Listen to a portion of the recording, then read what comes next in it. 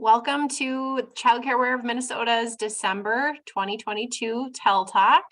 Today we're joined by Heather Charmoli for a conversation about the Unifying Framework.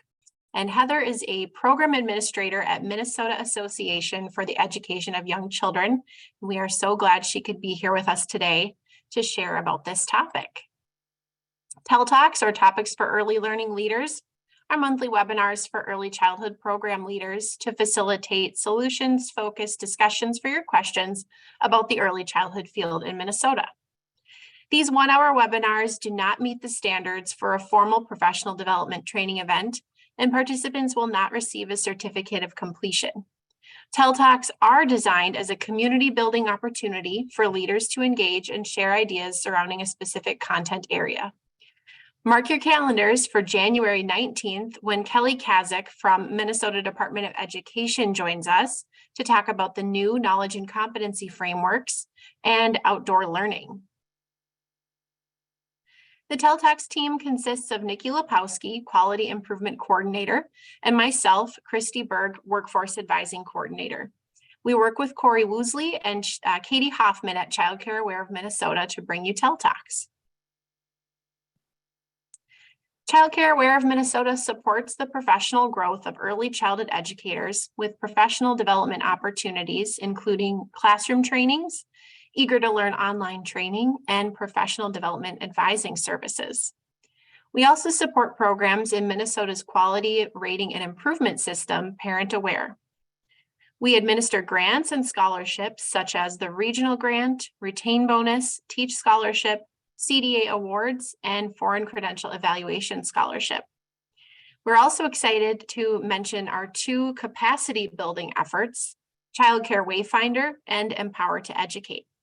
To contact someone in any of these departments, check out the Contact Us page on our website. Empower to Educate is one of two new childcare capacity building initiatives in Minnesota. It helps current and aspiring early childhood educators begin, advance, and sustain their career goals in childcare. E2E has a statewide team of workforce advisors who provide one-on-one support. Participants in the program have access to financial supports and resource referrals, including an education preparation stipend of $300, plus a 6-month hiring and advancement bonus of $300 and $600. E2E also includes job skills training and job placement support. The advisors can help participants set up develop accounts and individual memberships, register for a free training package, and get connected to the free job board at Achieve. There is also ongoing career and education advising and support, including mentorship and connections to additional training and college programs. Reach out today for more information and to learn about how Empower to Educate can support your staff recruitment and retention efforts. Child Care Wayfinder is the second capacity building initiative at CCA. It is a one-stop navigation network for starting and growing childcare programs. There's a statewide team of childcare startup and retention navigators who provide guidance and support with starting a new licensed childcare program, sustaining or expanding an already licensed childcare program. Eligible participants support startup vouchers, receive startup vouchers to support new programs in purchasing equipment and materials. There's $1,000 for family childcare and $2,000 for childcare centers. Participants also have connections to resource partners, including licensors who ensure the health and safety of children, business consultants who assist in building sustainable businesses, grants, scholarship, and loan administrators who provide additional funding, and program coaches and workforce advisors who assist in creating high-quality learning environments and career success. You can visit www.childcarewayfinder.org to connect with your local navigator. The Tell Talks team partners with several organizations to offer coordinated resources surrounding early care and education needs. If you would like to get connected to any of our partners, please be in touch with us at any time. And as always, participants of Tell Talks are encouraged to ask questions, make contributions throughout the presentation, and engage in dialogue with our presenter. Feel free to turn on your cameras if you're comfortable to do so, and to unmute to share your ideas and questions. The chat function is also available for those who would like to use it for questions or comments about our topic. And we will be recording the Teletalk, and we'll send a link to the recording in the follow-up email to all who registered. And now I'm excited to turn it over to our presenter, Heather. Thank you for being here with us today.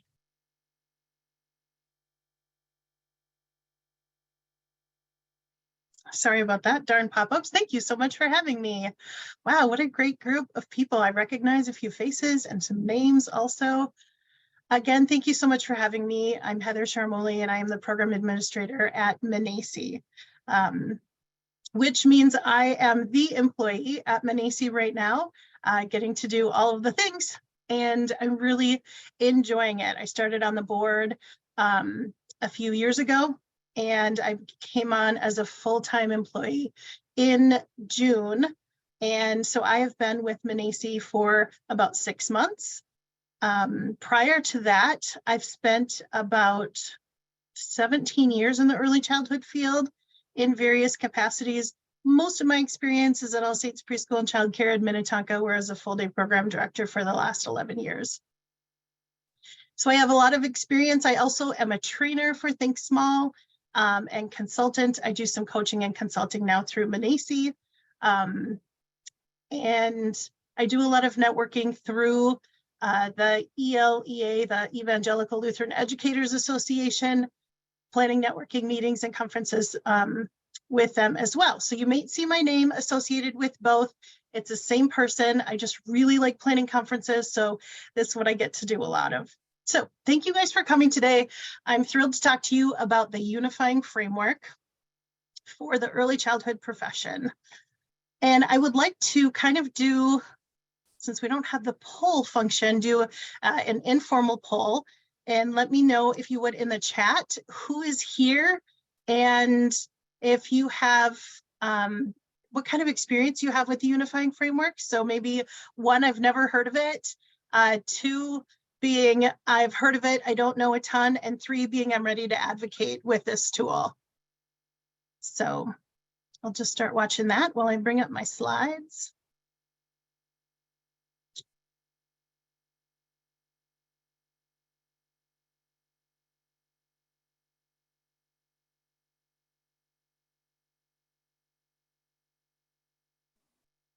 Heather, can you just repeat again what you said for 1, 2, 3 for your experience with Unifying Framework? Number 1 is this is brand new to me. Number 2, I've heard of it and know a little bit. And number 3 is I'm ready to advocate using this tool.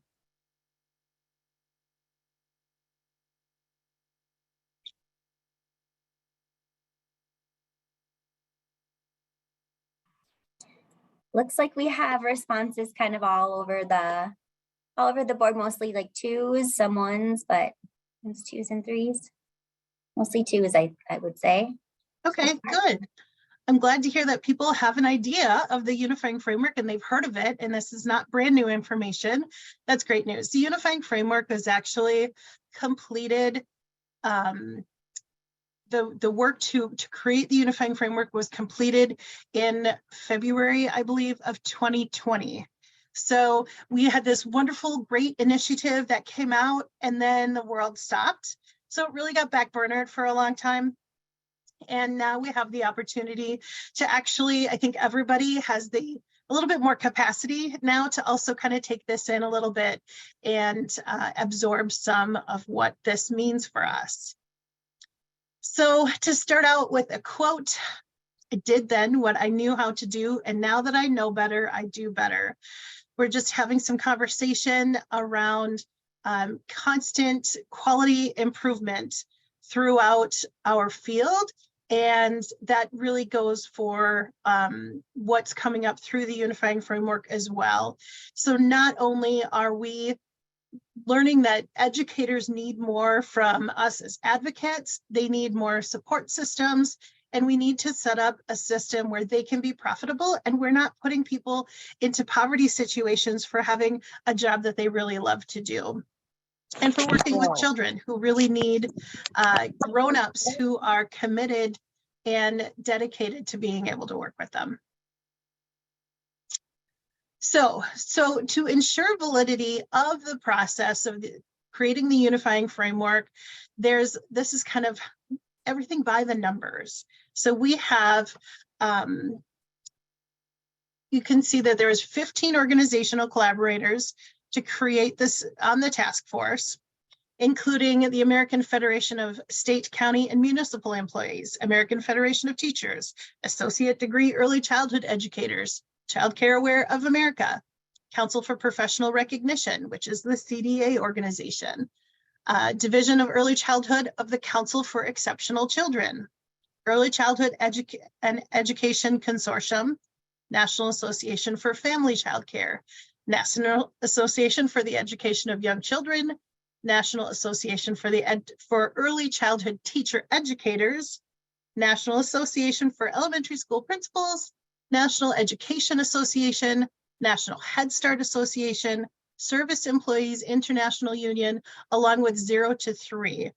And Karen Ponder was the task force chair. So they completed 8 decision cycles over 36 months of collaboration.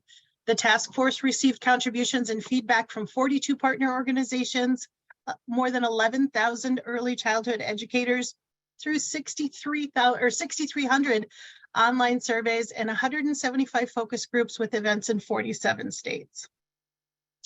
And they came up with 3 professional designations for the early childhood education educators.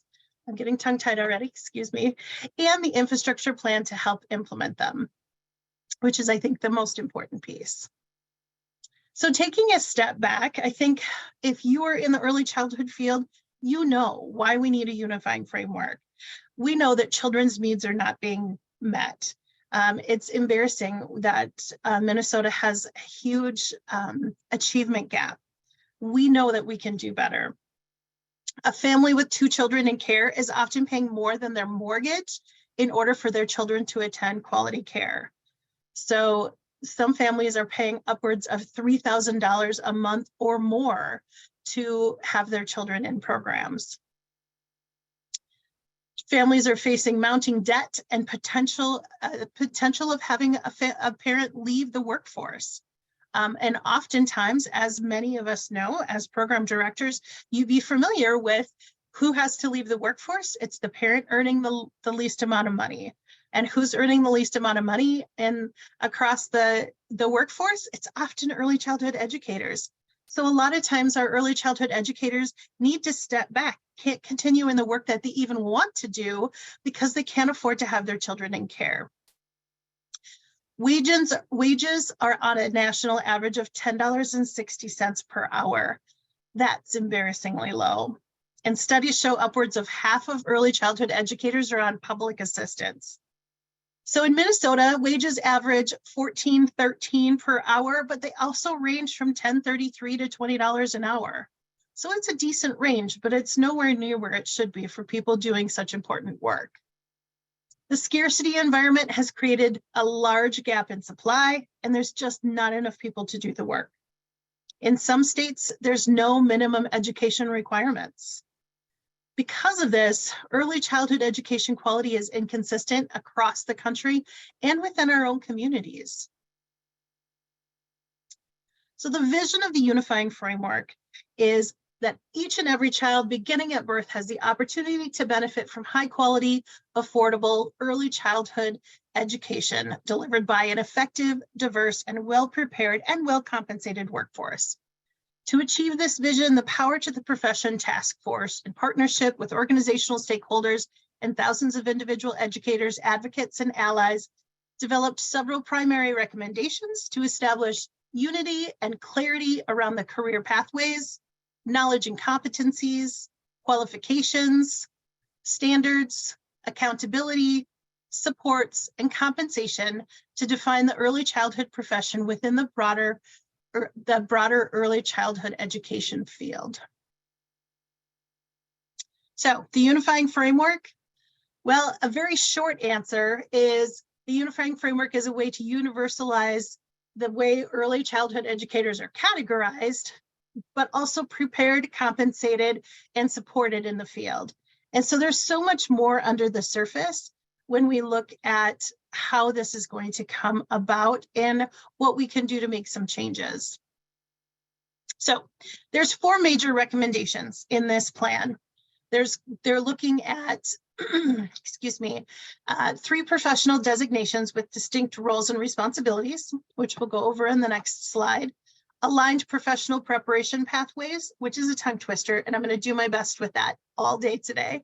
And specializations, meaning that if I earn a degree in Minnesota and my family moves to California, I can also teach there.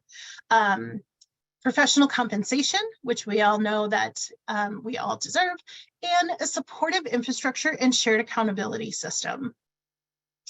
So early childhood educators, 1, 2, and 3 will work together as a teaching team. Each of the designations will hold a professional license based on the completing of their preparation program. And those programs have been properly vetted, completing field experiences and passing assessments competencies. Let's look at the licensure assessments must have multiple measures, be affordable, and not reinforce biases, and educators must have affordable, equitable, efficient, and high-quality paths to licensure. Not only that, but also looking at the current workforce and bringing in people into the system that may feel like they don't already fit in, but we know that they're out there providing really high quality care. We don't want to lose people who are already in the system by creating a system that doesn't welcome them. And that's one of the key pieces to the unifying framework, is it is really taking into account how are we going to keep the people we have and draw in new people to this initiative. So there's 3 primary professional preparation pathways, certificate and credential programs, of course, associate's programs, and bachelor's degree and initial master's degree. We'll set people up for ECE 1, 2, or 3. So foundations in ECE have to be laid before specialization. Preparation programs are encouraged to collaborate with preparation organizations and to create quality and accelerated pathways to specialization, such as blended programs and other preparation programs will also be incorporated. We are professionals and we must be compensated as such. Compensation, the ideal compensation will be commensurate for those who work with comparable qualifications, experience, and job responsibilities, regardless of program type. Compensation will include benefits, increases commensurate with preparation, and not be differentiated based on ages served. Public school salaries will serve as a benchmark for comparing compensation. So a 3rd grade teacher with 20 years of experience and a master's degree should be earning the same as a 3-year-old teacher with 20 years of experience and a master's degree. The infrastructure and accountability will include several factors: the professional preparation programs, employees and employers and owners, professional governance, and then we've got to get the states and state government and federal governments involved as well. All of them are going to play a part in moving towards the vision of a unifying framework. It is time for significant and sustained public investment that will allow children birth to 8 to benefit from high quality early childhood education provided by well-prepared, diverse, supported, and compensated professionals. So as I'm going through this, please let me know if you have any questions. Feel free to put them in the chat, and either Christy or Nikki can interrupt me as it is time to, so I want to make sure that I'm answering questions as they're relevant, or we can have time for questions at the end as well. So I mentioned the professional designations, and you can see here that a certificate or credential, so CDA, is going to be a support person in classrooms birth through age 8. An ECE2 is going to be someone with an associate's degree, and they will be a support person K through 3rd grade, a lead for up to birth to 5, and then they also help guide the practice of an ECE1. And then of course, ECE3 is going to be a bachelor's or plus, and they're going to support the leadership or the professionalism and practice of ECE2 and ECE1. ECE3 will also work in they can lead birth to age 8 and guide the practice, of course, of the 1s and 2s. So there's actually some work going on in the background for these professional designations already on a national level. And I'll get to that in a little bit. And there's also some pretty exciting things happening statewide. So with all of these programs, we want to make sure that providers have a good quality professional preparation pathway. We want to align the standards that people are taught the same kinds of things. So the Unifying Framework has identified 6 standards that should be completed. And what's really great to say is in Minnesota, they are already looking at adapting these into the early childhood programs at the collegiate level. So I've heard from 2- and 4-year program leaders who are working with the licensure board and the standards board in Minnesota to know that those are happening. So in addition to great professional preparation programs and then teaching, they also need to have great field experiences where they can get out and actually spend some time in the classroom and understand what that's all about. Next, they're going to pass national assessments to demonstrate competency. This is done in a number of different fields, and early childhood should be no different. And again, it's all to gain licensure to practice from a state board. So each state would have their own licensure board. Will it combine with the licensure boards for elementary school teachers? We don't know yet. We're not quite there, but the national organization, professional organization is actually formed. That's complete now, and they are starting to meet. Let me see. I don't think I've missed anything else in my notes on this slide. So professional compensation. Everybody wants more money, right?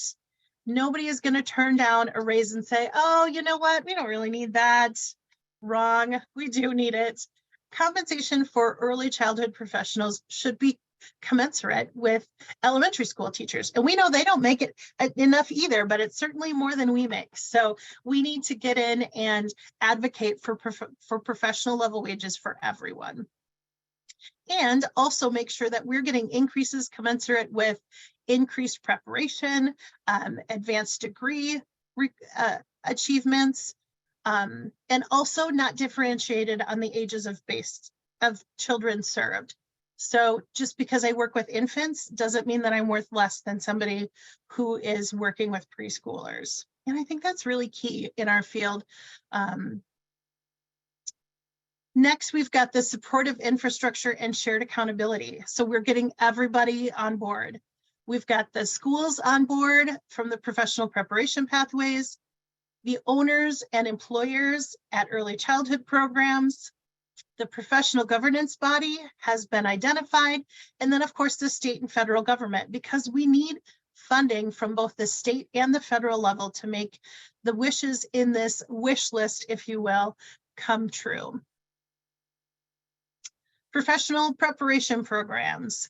This is that tongue twister. As public funding is increased and the necessary infrastructure is built, professional preparation programs will be held accountable for supporting the early childhood education profession to provide high quality care and education across all settings by earning accreditation or recognition, ensuring graduates are proficient in the professional standards and competencies, and providing seamless pathways so that individuals may advance their preparation and role in the profession.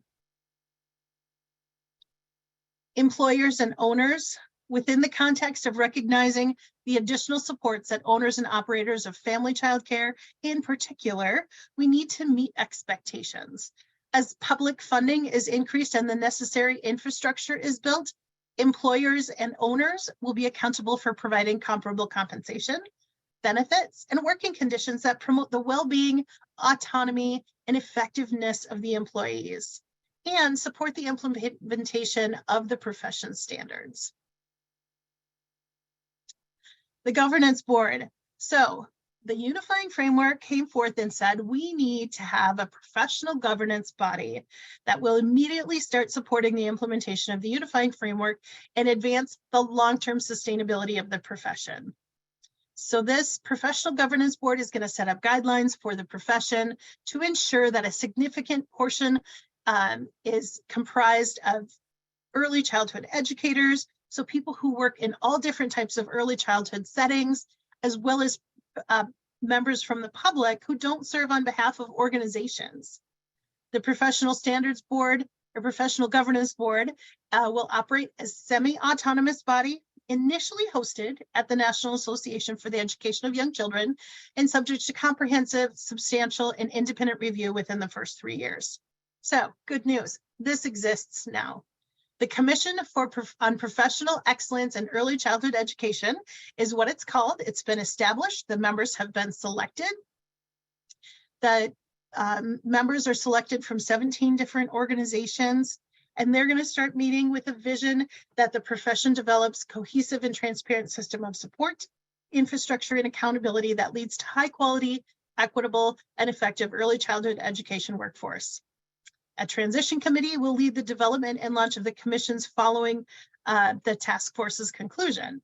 So some additional groups that came in to work on this: Child Care Services Association, let's see, the McCormick Center for Early Childhood Leadership, along with the National Black Child Development Institute and the National Workforce Registry Alliance, along with the National Indian Child Care Association, were some additional groups in addition to the original group that had worked on the Unifying Framework. So we've got to do a lot with our state government. State governments and agencies will use increased and targeted funding, legislation, and smart regulation to advance these recommendations, particularly for members of the profession, professional preparation programs, and employees and owners. State governments and agencies will adopt the professional standards and competencies, organize professional licensure, and adapt regulatory structures to support a professional workforce. In addition, we also need money from the federal government. It will serve as a financing backbone for the early childhood education system. They'll align the regulations and legislation on the recommendations of the Unifying Framework and to protect and invest in early childhood education as a public good. Both the states and the federal government will engage with and be responsive to the public and the members of the profession and professional organizations to address barriers to membership in such organizations. Implementation commitments. So one of the really great things about the Unifying Framework is not only are we committed to making this happen within across the field, is they really want to ensure that we are looking at this. We are not going to ask for licensure without the commensurate compensation. People are not going to be asked to get more education to get to that higher level of compensation without making sure that that compensation is attainable. So we want to make sure that the new regulations and requirements for early childhood educators will be there, the funding will be there, that policies that advance the early childhood education profession without doing the work to mitigate unintended consequences and create meaningful pathways for advancement. They're not going to advocate for policies that disproportionately and negatively impact educators from communities of color.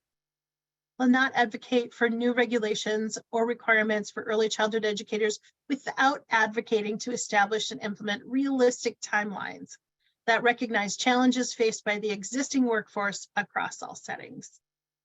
will not advocate for new regulations or requirements for early childhood educators without advocating for implementation plans and timelines that recognize the particular challenges that family childcare providers and other community-based providers will face, so as not to contribute to worsen the widespread decline. So we're not going to advocate for things if we don't have this infrastructure to support it. And next we have, so where are we going? We want to have recognized degrees and credentials from qualified programs. We want, this will bring in well-respected workforce, which is something, again, that it's hard to ask for respect of our field when we don't have a licensing board, when we don't have some of these other infrastructure things in place.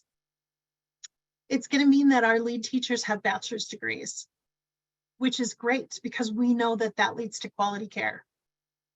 We want to make sure that we have equitable access, that people who want to work in the field can work in the field.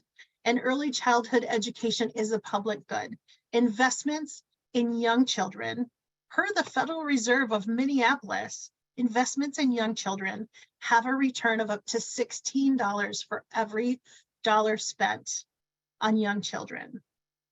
So that comes back in social programs.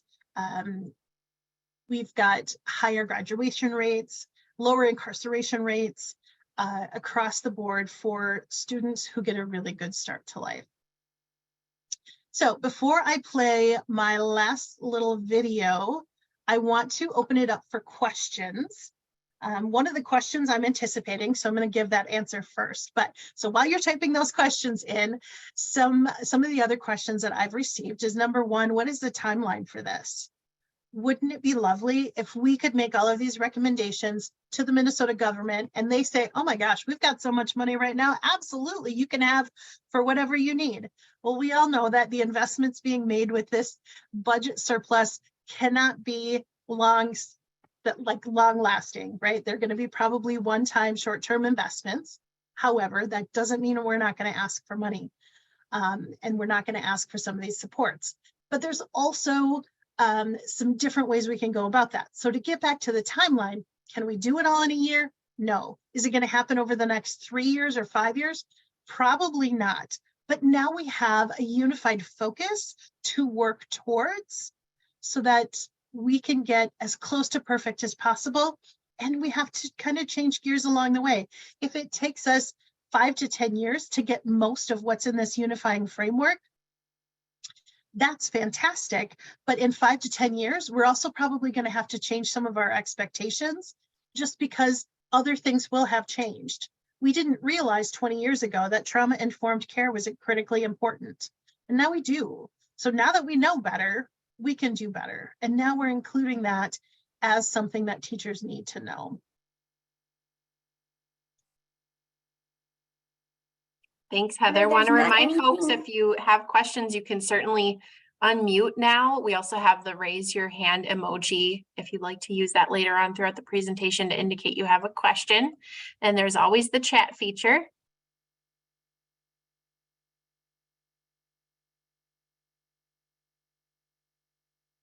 So while we're waiting for those, I can talk a little bit more about some of the things that are happening. As I mentioned before, the early childhood teacher educators in the 2- and 4-year programs are working to align the standards to what they're teaching, which is fantastic. And they are working on that goal for us already.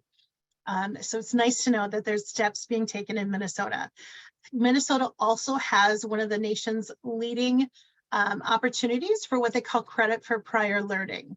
So for people who don't have degrees, who want to make sure that they can be included on a high level of licensure, can go to a state college or university and say, what kind of credit can I get for my lived experience as an early childhood educator for the last 20 or 30 years? And there might be some different ways they go about it, whether they create a portfolio, take a test, have an interview with one of the folks at the organization to determine what that is worth, because we all know I could teach the class on behavior guidance because of all the different trainings that we've all had throughout the years. Those 1 hour sessions and 2 hour sessions over the course of time really kind of add up, and it really means something because we're actually taking those things and implementing them.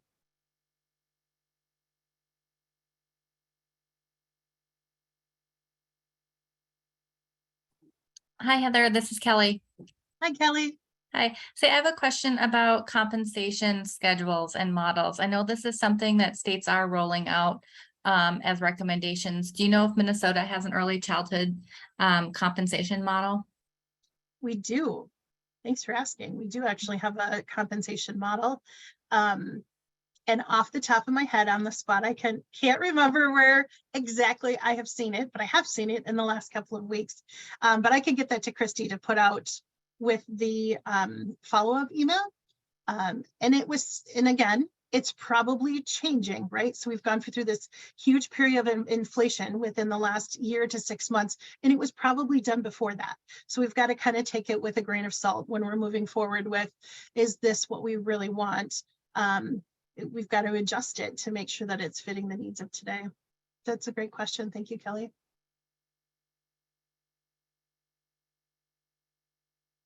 To give you an idea also of things that we're hearing about in other states. So in Kentucky, I believe, they are offering childcare assistance for everyone who works in childcare. So childcare providers don't lose money with employee discounts. So your program would not lose money because you have employees bringing children into care. That's all covered by the state, which is a fantastic way to put extra money into educators' pockets without directly sending in wages, right? So we've got to think of these outside the box things and how we can increase compensation in other ways. So one of the other initiatives, I believe in Washington, D.C., is they're providing health insurance for early childhood providers as a whole citywide effort. And I believe there's also a state that's doing it. I can't remember which state off the top of my head, but potentially maybe Maryland, kind of in that east area. But to think, if you didn't have to charge your employees for health insurance and you know that they were in a good group health insurance plan, think of how much more money that they could each be taking home. So these types of benefits and that type of outside the box thinking are going to be critical for us to be able to meet the expectations of a unifying framework. Will every state be exactly the same? Likely no. That it's going to be different, but we want to get some unifying pieces. And the idea with the unifying framework is there's pieces of all of this where we know we need to do better for the field.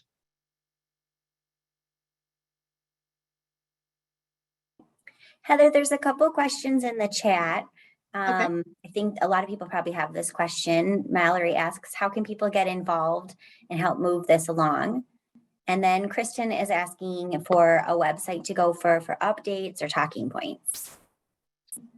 Those are great questions. Thank you, Mallory. Mallory, being in the Care Fellowship, you're already on the right track, but making sure that you are being aware of what other updates are happening for advocacy, writing your story and sharing your story with your legislators, reaching out to sign up for those different advocacy groups to make sure that your name gets in on those opportunities to meet with people and make some good change. So Mallory, you're already on the right track. The Power to the Profession website, so powertotheprofession.org, is where all of the information for the Unifying Framework is housed. I was on the phone with Marie Estlund from MnAEYC just the other day, and we were talking about, because I was asking her too, where do I get updates? How do I know what's happening? And we were talking about brainstorming some ways to get some of these updates out there. So I don't know exactly what it will look like yet, but the talking points are on there. And there's executive summary. You can look at the whole framework. I'm going to show a video here in a little bit that you can also see. But we're trying to also find a way to figure out what's happening within each other states so that we can connect with those as well. So in the meantime, feel free to reach out to me with any questions specifically. And Nikki, can you put my email address, heatherc@mnaec.org, in the chat for people to feel free to reach out to me? Sure will, and we'll make sure to include that in the follow-up email too. Perfect. Also something, just start talking to people about early childhood. I mean, especially this time during the holidays, this information sharing with friends and family. There's a lot of people that are not in this profession, and you don't necessarily need to be an expert, but start, advocating in your own way, whatever that looks like. Yeah, you don't necessarily need to talk to lawmakers to start to make a change. So educating people around you, so when they have the opportunity to vote for change, that they do that. When something comes up to say, email your legislators, it may seem like, oh, that's a form letter, and I don't really know that it's going to make a difference. I will tell you that it does. And every time I get one of those, I fill it out. Sometimes I try to add my own message. Sometimes I don't have time to, but I do forward that on, because the legislative assistants are out there making tally marks to what emails we're getting on which topics, so that they can share with the lawmakers who is calling in on these things. So when you get that opportunity, forward it to all of your people and say, please speak forth on this topic, because it really means a lot to me and my family, and we need your voice to be heard. So. Hi, Heather. It's Kelly again. I have another question. Yeah. Does this unifying framework align with states' QRIS, or specifically parent aware? Is that something that's being considered? Yes. So they haven't talked a lot about how it's going to align, but that's obviously a big piece for each state, is the QRIS systems. So I think we'll see more alignment in how they're working together in the future. And because the QRIS systems differ so much from state to state, I mean, you'd think they're all out there doing the same thing, but they're really not. They're doing it in so many different unique ways that working together on that. But what you'll see is our quality programs are going to be the ones that have the higher pay. And the more that leadership, like all of you who are here today, making the effort to get involved and become knowledgeable on topics like this, and making sure that you're doing those pieces of advocacy. So if you just think about, like, when you take an email to a legislator and you forward that to the legislators and to other people, and ask 10 people to each send it to 2 other people, that word is going to spread and continue to spread. So we can really lift up voices exponentially that way. And hopefully we're going to make a big impact in the legislature this year, and make sure that we're in alignment with our quality system, parent aware, here in Minnesota. And what does it mean for us? How are we making sure that quality is accessible and equitable here in Minnesota? And I also want to say, I just have to throw this in, like, it seems really far-fetched, and this seems like such a dream, and it really is, but we have to dream big. We have to dream big for the children. So can we afford to do that, to wait with this? We probably could, but can we afford not to pursue quality for children? I mean, we're going to look at higher achievement gaps if these things aren't addressed. So we need to be able to meet the needs of all the children. And this is going to help meet those needs by supporting the educators and lifting up our field to the professional level that it deserves. Okay, I want to make sure. Is there any other questions before I start my video? Looks like you're good to go, Heather. Okay. And please stop me right away if the music doesn't start with the video.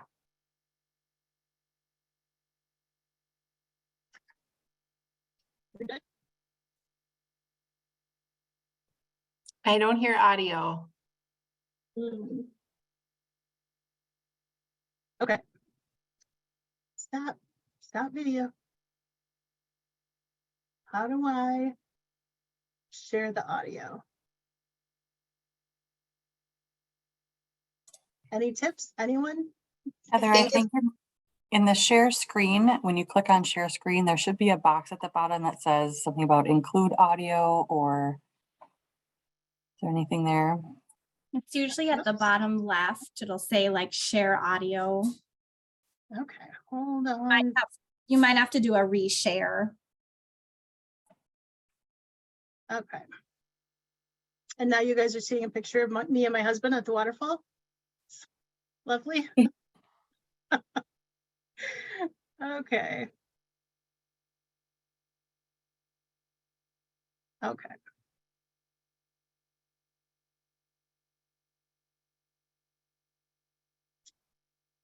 And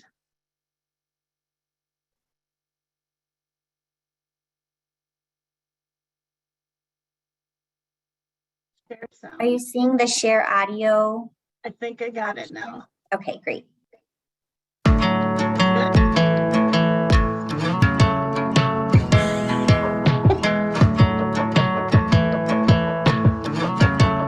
I'm in.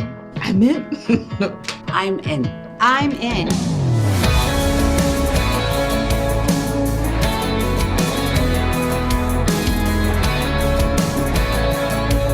I'm in for the Unifying Framework for the Early Childhood Education profession.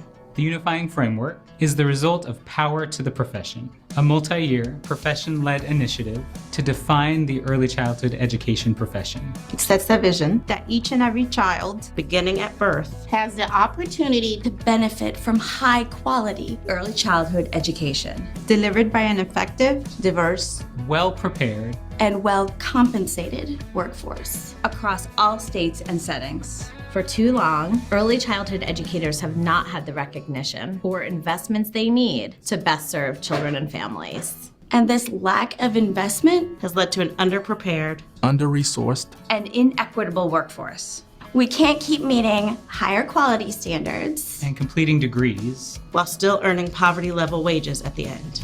It's time for change. It's time for change. It's time for change. time for change.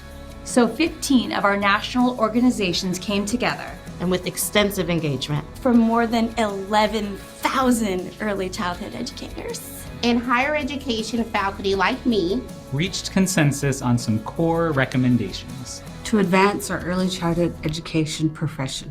and I'm in. I am excited to have a unified framework to advocate for compensation. Based on our complex, skilled, and valuable work. I'm ready to be part of a profession that embraces the science of early learning and the importance of developmentally appropriate practice. As a faculty member, I can tell you we need this kind of clarity and consistency about the competencies and skills our graduates need to best support children and families. As someone working in state systems, I can tell you we need this too. We can do this. We can do this. Lo podemos lograr. We can do this. Let's build the bridge together. Toward the unified early childhood education profession. All of us need. All of us need. All of us need. I'm in. I'm in. We're in. Estoy en apoyo. We're in.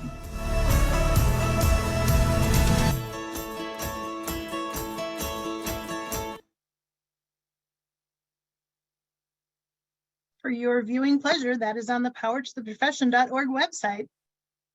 So enjoy. Okay, That's a great way to end. Thank you, Heather. That's, thanks. like you said, it does seem a big pie in the sky dream, but hey, lots of things are possible.